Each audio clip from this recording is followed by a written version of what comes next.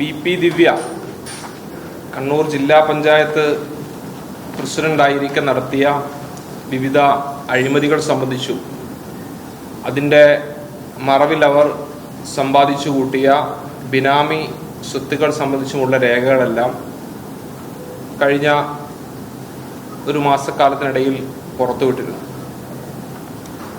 അത് സംബന്ധിച്ച് വളരെ വിശദമായി ഈ ലഭ്യമായ ആധികാരികമായ രേഖകളുടെയും മറ്റു തെളിവുകളുടെയും എല്ലാം അടിസ്ഥാനത്തിൽ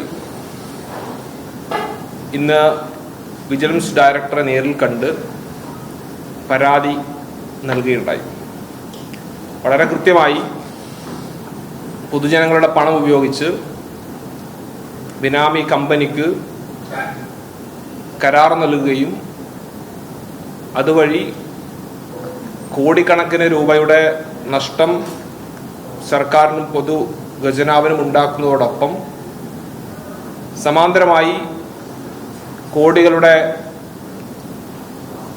അഴിമതി നടത്തി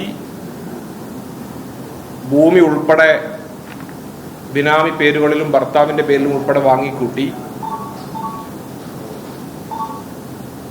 കഴിവ് തെളിയിച്ച ഒരാൾ കൂടിയാണ് മുൻ കണ്ണൂർ ജില്ലാ പഞ്ചായത്ത് പ്രസിഡന്റായിരുന്ന പി ദിവ്യ. അതോടൊപ്പം തന്നെ വിവിധ പദ്ധതികൾ ആ ഓഡിറ്റ് റിപ്പോർട്ടിൽ ഉൾപ്പെടെ 2023 24 ഒക്കെ പുറത്തു വന്ന ഓഡിറ്റ് റിപ്പോർട്ടുകളിലെല്ലാം ജില്ലയിലെ സ്കൂളുകളിൽ കുടുംബശ്രീ കിയോസ്കുകൾ നിർമ്മിച്ചതുമായി ബന്ധപ്പെട്ട് ഉള്ള ക്രമക്കേടുകൾ സംബന്ധിച്ച് ഞാൻ നേരത്തെ പറഞ്ഞ ബിനാമി കമ്പനിക്ക് carton India alliance private limited എന്ന ബിനാമി കമ്പനിക്ക് കരാർ നൽകിയത് സംബന്ധിച്ചുള്ള ക്രമക്കേടുകളും ഇതേ ഓഡിറ്റ് റിപ്പോർട്ടിൽ ചൂണ്ടിക്കാണിക്കുന്നു എന്നുള്ളതാണ് ഗൗരവകരമായ വിഷയം. സ്കൂളുകളിൽ പ്രീ ഫാബ്രിക്കേറ്റ് മോഡുലാർ ടോയ്ലറ്റുകൾ സ്ഥാപിക്കുന്നതുമായി ബന്ധപ്പെട്ടാണ് ഈ പി ദിവ്യയുടെ ബിനാമി കമ്പനിയായ കാർട്ടൺ ഇന്ത്യ അലയൻസ് പ്രൈവറ്റ് ലിമിറ്റഡിന് കരാറുകൾ നൽകിയത്. സിൽക്ക് വഴിയാണ് കരാറുകൾ നൽകുന്നത്. സിൽക്ക് എങ്ങനെ ഈ ബിനാമി കമ്പനിയെ തെരഞ്ഞെടുത്തു എന്നത് സംബന്ധിച്ച് ഒരു രേഖയും ഇല്ലെന്ന് ഓഡിറ്റ് റിപ്പോർട്ടിൽ പറയുന്നു. അതോടൊപ്പം ഈ ടെൻഡർ നടന്നിട്ടില്ല എന്ന് ഓഡിറ്റ് റിപ്പോർട്ടിൽ പറയുന്നു.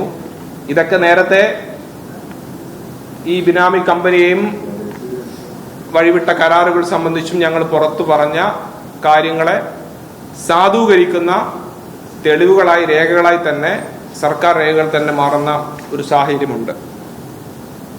അതോടൊപ്പം തുടക്കത്തിൽ ഞാൻ ഈ വിഷയം ഉയർത്തിക്കൊണ്ടുവന്ന സമയത്ത് നിങ്ങൾക്കൊക്കെ അറിയാം, നവീൻ ബാബുവിന്റെ മരണവുമായി ബന്ധപ്പെട്ട് പി ദിവ്യ പ്രതിക്കൂട്ടിലായി 14 ദിവസത്തോളം ജയിലിൽ കിടന്നു. പാർട്ടി പി ദിവ്യക്കെതിരെ ഗത്യന്തരമില്ലാതെ നടപടിയെടുക്കേണ്ടി വന്നു. എല്ലാ തരത്തിലും ഒളിവിൽ പോകേണ്ടി വന്നു. ഇതൊക്കെ ഉണ്ടായപ്പോൾ പോലും ഒരക്ഷരം ഉരിയാടാത്ത, ഒരക്ഷരം മിണ്ടാത്ത, പ്രതികരിക്കാത്ത,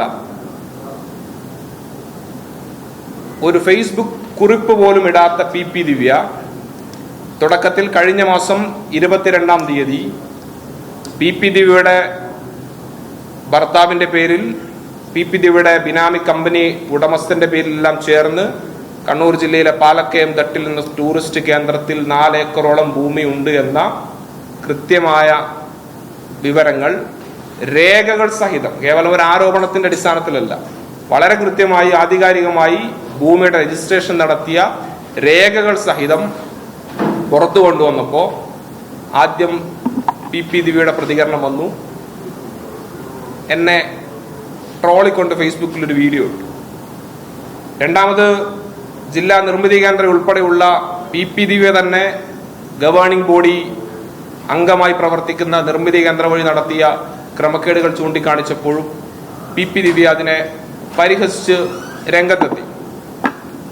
എന്നിട്ടെല്ലാം കഴിഞ്ഞൊടുവിൽ മുഖ്യമന്ത്രിയാണ് എൻ്റെ ഹീറോ, ഇത്രയോ അഴിമതി ആരോപണങ്ങൾ ഉണ്ടായിട്ടും ഒന്നും പതറിയിട്ടില്ല, എല്ലാത്തിൻ്റെയും പിന്നിൽ മുന്നിൽ കരുത്തോടുകൂടെ നിന്ന സാക്ഷാൽ പിണറായി വിജയൻ തന്നെയാണ് എൻ്റെ ഹീറോ എന്ന് പറഞ്ഞ് അദ്ദേഹത്തിനൊപ്പമുള്ള പടവും ഫേസ്ബുക്ക് പോസ്റ്റ് ഇട്ടു.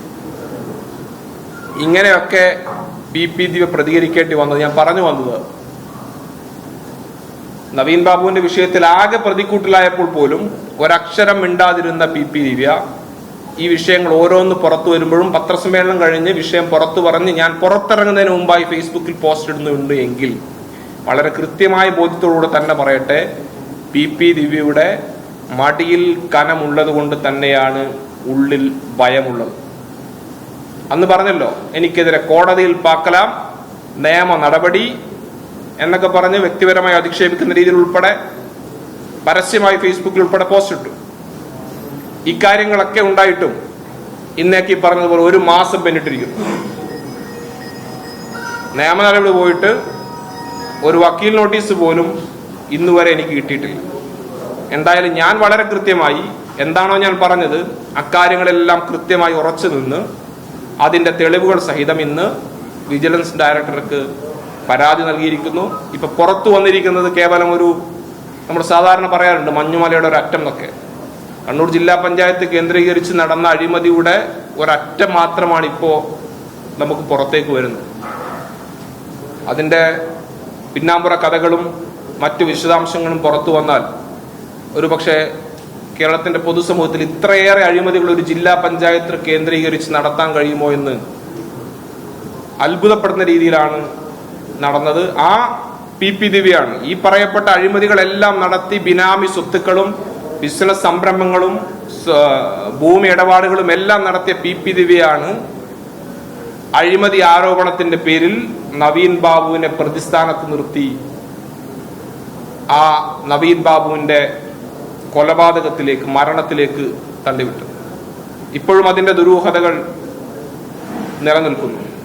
എന്തുകൊണ്ട് CPM CBI അന്വേഷണത്തെയും ഈ പറയപ്പെട്ട നവീൻ ബാബുവിന്റെ മരണവുമായി ബന്ധപ്പെട്ട ദുരൂഹതകളെയും ഒക്കെ ഒളിച്ചു മറച്ചു വെക്കാൻ ശ്രമിക്കുന്നു എന്നതിന്റെ തെളിവുകൾ കൂടിയായി ഇത്തരം അഴിമതിയുടെ കഥകൾ മുന്നോട്ട് വരികയാണ്. ഇതൊക്കെ പുറത്തു വരും. CBI അന്വേഷണം വന്നാൽ സമാനമായ ഇടപാടുകളൊക്കെ ഒരു പക്ഷേ PP ദിവ്യയുമായി ബന്ധപ്പെട്ട ഇടപാടുകൾ അന്വേഷിക്കപ്പെടുമെന്ന ഭയം കൂടെ ഉണ്ടാകാം.